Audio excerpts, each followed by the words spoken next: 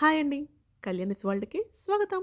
ఈరోజు ఈ వీడియోలో బూందీ మిఠాయి ఎలా చేయాలో అనేది ఈ వీడియోలో చూద్దామండి.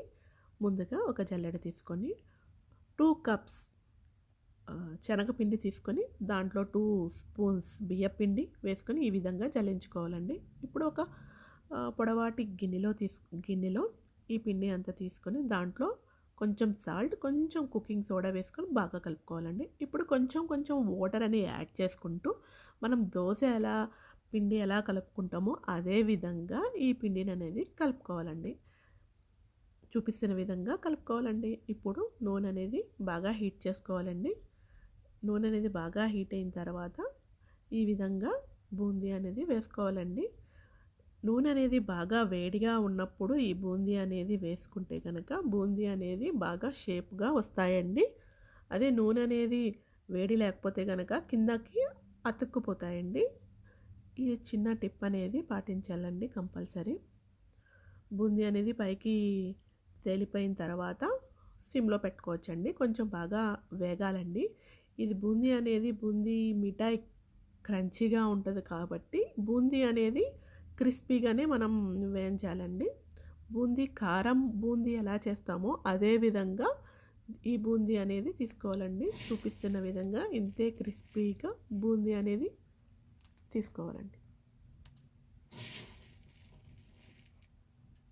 ఇప్పుడు ఒక బాండీ తీసుకొని 1 కప్ శనగపిండికి 1 కప్ బెల్లం అండి. ఇప్పుడు నేను 2 కప్స్ శనగపిండి తీసుకున్నా కాబట్టి 2 కప్స్ బెల్లం అనేది తీసుకున్నానండి.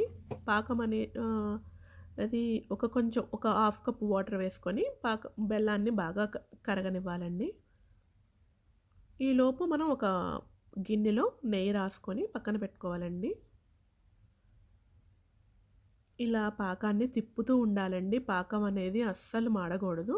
ఇదే విధంగా పాకాన్ని కలుపుతూ ఉంటే ఇదిగో వాటర్‌లో వేసుకుంటే ఇలా ముద్దలాగా రావాలండి పాకం అనేది. ఇప్పుడు మనకి పాకం అనేది వచ్చేసిందండి. ఇప్పుడు ఈ పాకంలో కొంచెం కుకింగ్ సోడా అండి. ఇది ఆప్షనల్ అండి. ఇది వేస్తే కనుక చాలా క్రంచీగా వస్తది. కొంచెం ఘీ అనేది యాడ్ చేసుకొని బాగా కలుపుకొని ఇప్పుడు ఈ బూందీ అనేది కొంచెం కొంచెం వేసుకొని బాగా కలుపుకోవాలండి.